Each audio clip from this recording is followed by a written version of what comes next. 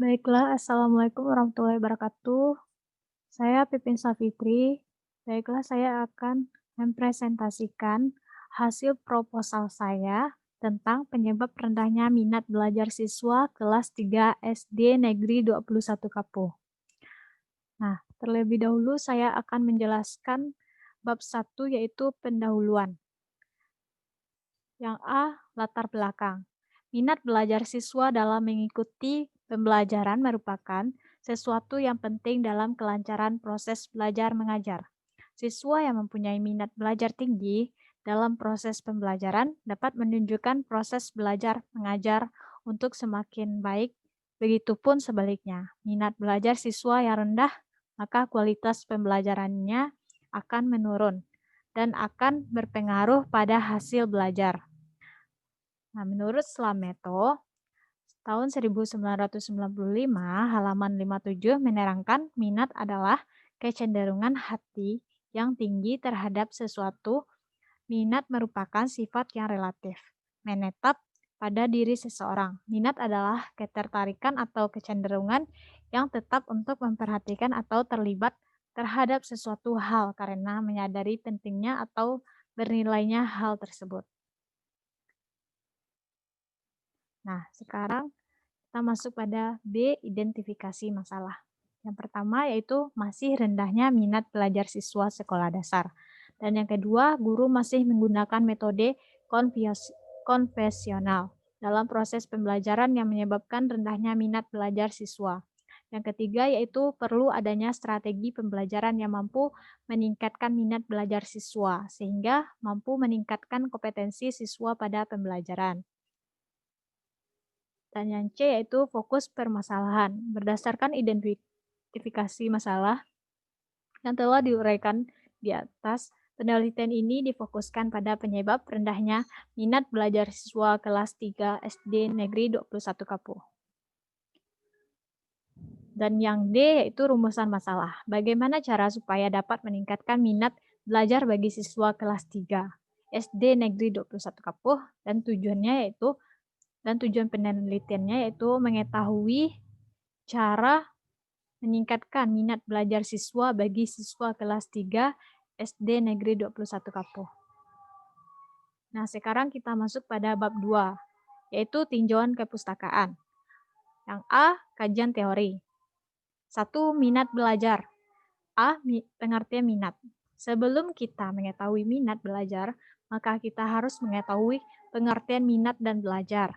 Maka minat secara etimologi berarti dari bahasa Inggris interest, yang berarti kesukaan, perhatian atau kecenderungan hati dan pada sesuatu keinginan. Jadi, dalam proses belajar siswa harus mempunyai minat atau kesukaan untuk mengikuti kegiatan belajar yang berlangsung. Karena dengan adanya minat akan mendorong siswa untuk menunjukkan perhatian.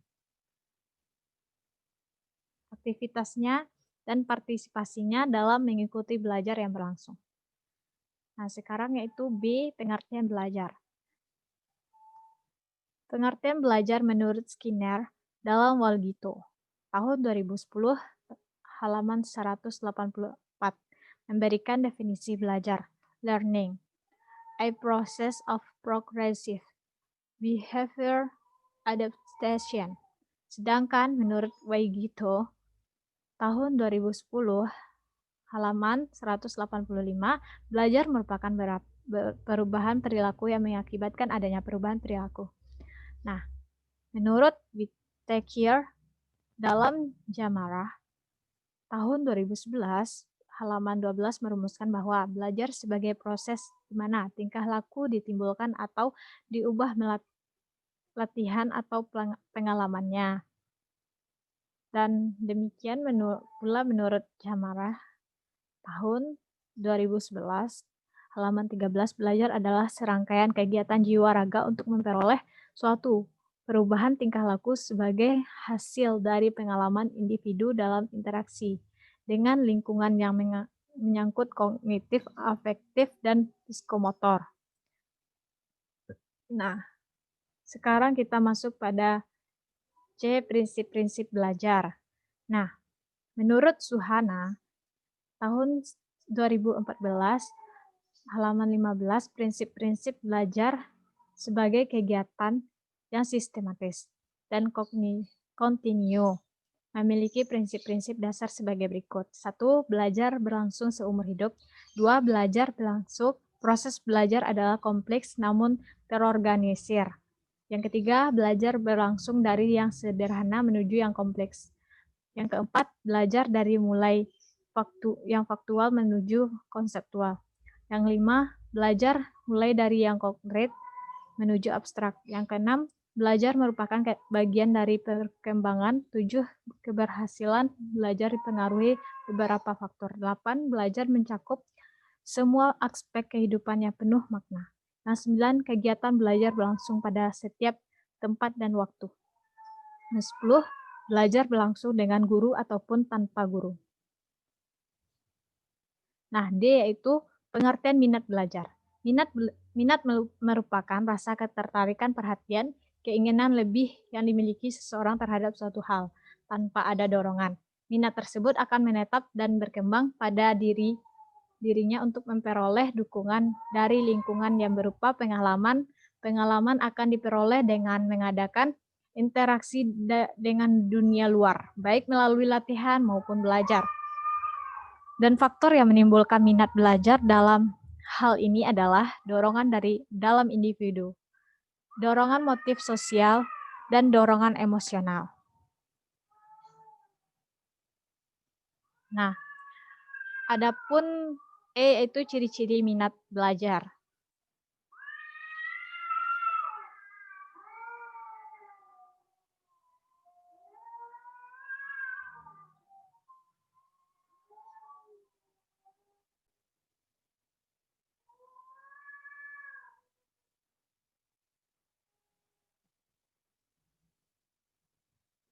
Nah, dalam minat belajar memiliki beberapa ciri-ciri.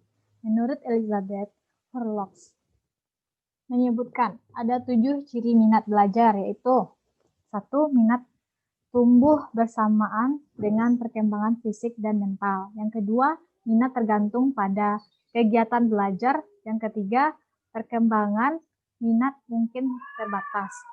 Yang keempat, minat tergantung pada kesempatan belajar. Yang kelima, minat dipengaruhi oleh budaya. Yang keenam, minat berbobot emosional. Yang ketujuh, minat berbobot egoisentris. Nah, adapun F yaitu faktor-faktor yang mempengaruhi minat belajar siswa. Nah, faktor-faktornya yaitu yang ada 3 faktor, yaitu faktor internal dan faktor eksternal dan faktor pendekatan. Nah, pada faktor internal ini terdapat 2 aspek, yaitu aspek fisiologis dan aspek psikologis. Sedangkan pada faktor eksternal terdapat lingkungan sosial dan lingkungan non-sosial. Yang ketiga, faktor pendekatan. Nah, pada faktor pendekatan ini yaitu segala cara atau strategi yang digunakan siswa dalam menunjukkan keefektifan dan efisien proses mempelajari materi tertentu. Nah, kita masuk pada G, yaitu indikator minat belajar. Nah, indikator minat belajar ini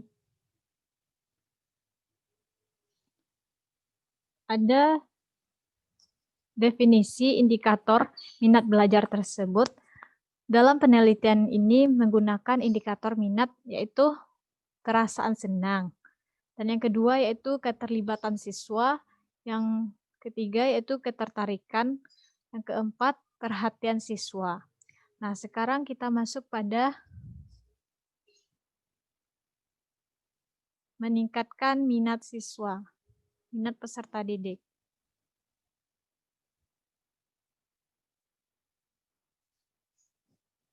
Membandingkan adanya suatu kebutuhan pada diri anak didik sehingga dia rela belajar tanpa paksaan. Menghubungkan bahan pelajaran yang diberikan dengan persoalan pengalaman yang dimiliki anak didik, sehingga anak didik mudah menerima bahan pelajaran.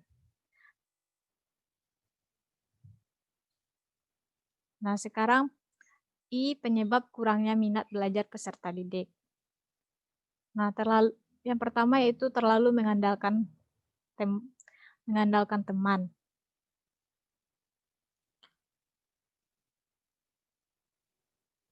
Nah, dengan terlalu mengandalkan teman, seorang siswa malas belajar karena memiliki teman yang lebih pintar darinya untuk diandalkan, baik untuk mengerjakan PR maupun saat mengerjakan soal, terutama pada saat ujian berlangsung. Maka dari itu, siswa dapat menyebabkan malas dalam belajar. Nah, yang kedua yaitu pengaruh HP.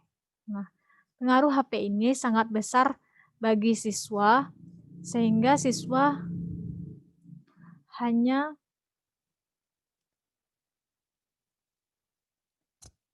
memainkan HP saja untuk belajar karena waktu yang seharusnya siswa gunakan untuk belajar, membaca buku ataupun menyelesaikan tugas sekolahnya, jadi terbuang sia-sia, tidak ada gunanya. Karena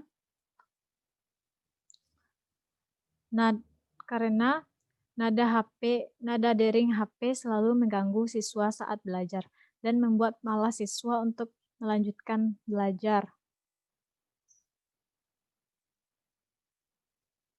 Yang ketiga yaitu acara televisi yang menarik. Nah, acara televisi yang menarik ini dapat mengurangi minat belajar siswa dikarenakan pada jam-jam belajar dapat mempengaruhi siswa untuk menontonnya dan jangka waktu yang lama karena ada perasaan apabila tidak menonton acara tersebut akan tertinggal informasi, akibat siswa lebih memilih menonton televisi daripada dan menunda waktu belajarnya. Nah, yang B yaitu penelitian yang relevan. Menurut Yatmin Purwanti, dalam penelitian yang berjudul Meningkatkan Minat dan Prestasi Belajar IPS Sejarah melalui penerapan pendekatan pembelajaran McInerney pada siswa SMP Negeri 4 Gamping dari Fakultas Ilmu Sosial dan Ekonomi, berkesimpulan bahwa pembelajaran dengan teknik pembelajaran McInerney pada siswa SMP Negeri 4 Gamping meningkatkan minat belajar siswa. Perbedaan penelitian ini dari penelitian terdahulu, yaitu dalam penelitian ini saya menerapkan media PowerPoint pada proses pembelajaran sejarah, sedangkan persamaannya yaitu variabel yang diteliti berupa minat belajar sejarah. Nah, yang C yaitu kerangka konseptual. Penyebab rendahnya minat belajar siswa kelas 3 SD Negeri 21 Kapuk dikarenakan pembelajaran yang dilakukan dengan metode ceramah, tanya jawab, dan penugasan baik secara individu maupun kelompok dilakukan secara terus-menerus berakibat pada rendahnya minat dan prestasi belajar siswa. Pembelajaran tersebut bersifat membosankan, tidak menarik, dan menyebabkan siswa mengantuk, tidak berminat untuk aktif dalam proses pembelajaran. Nah, D yaitu pertanyaan penelitian. Berdasarkan kajian teori di atas dan kerangka konseptualnya yang telah diuraikan, maka pertanyaan dalam penelitian ini adalah bagaimana peran seorang guru dalam mengatasi siswa yang kurang minat dalam belajar dan bagaimana cara meningkatkan minat belajar bagi siswa kelas 3 SD Negeri 21 Kapuk tersebut. Nah, kita masuk pada bab 3 yaitu metode penelitian. A adalah jenis penelitian. Penelitian ini menggunakan penelitian deskriptif kualitatif yang bertujuan untuk mendeskripsikan perilaku orang, peristiwa, lapangan, serta kegiatan tertentu secara terperinci dan mendalam. Menurut Saryono, tahun 2010, penelitian kualitatif adalah penelitian yang dipergunakan untuk menyelidiki, menemukan, menggambarkan, dan menjelaskan kualitas ataupun keistimewaan dari pengaruh sosial yang tidak bisa dijelaskan, diukur, ataupun digambarkan melalui pendekatan kuantitatif. Nah, D yaitu pelaksanaan penelitian. Nah, yang pertama yaitu menentukan masalah atau rancangan penelitian. Yang kedua yaitu memilih lokasi atau tempat penelitian. Yang ketiga, membuat atau menyusun instrumen. Yang keempat, melakukan uji coba instrumen. Yang kelima, menyusun laporan penelitian. Nah, yang C yaitu instrumen penelitian. Instrumen penelitian ini merupakan alat yang digunakan untuk mengumpulkan data. Dalam penelitian ini, instrumen yang digunakan adalah wawancara dalam pengumpulan data tersebut. Juga digunakan perangkat bantu. Nah, subjek penelitian ini, yang pertama subjek penelitian.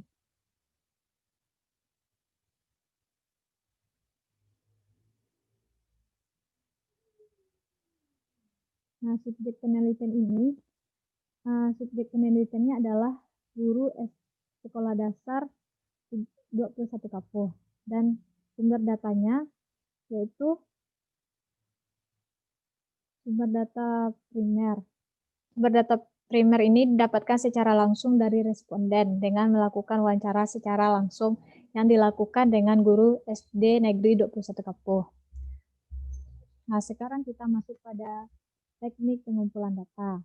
Nah, teknik pengumpulan datanya yaitu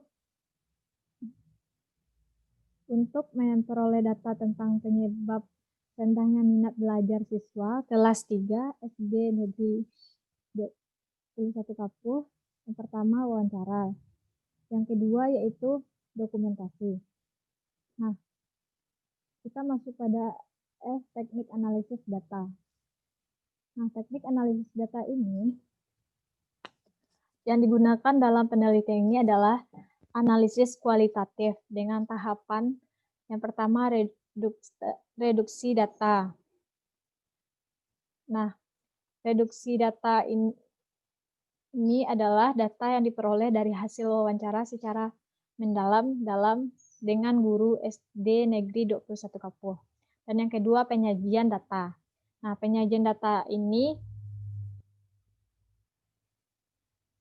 dibatasi sebagai sekumpulan informasi tersusun yang memberi kesimpulan kemungkinan adanya penarikan kesimpulan dan pengambilan tindakan yang lebih jauh seperti menganalisis.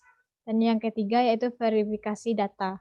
Nah, verifikasi data ini yaitu dengan penarikan kesimpulan dan memperhatikan hasil wawancara yang dilakukan dengan guru SD Negeri 21 Kapuh. Nah, itulah verifikasi data yang ada di penelitian tersebut. Nah, sampai di situ hasil presentasi saya, hasil presentasi proposal tentang penyebab rendahnya minat belajar kelas 3 SD Negeri 21 Kapuh. Nah, sekian dari saya. Terima kasih. Assalamualaikum warahmatullahi wabarakatuh.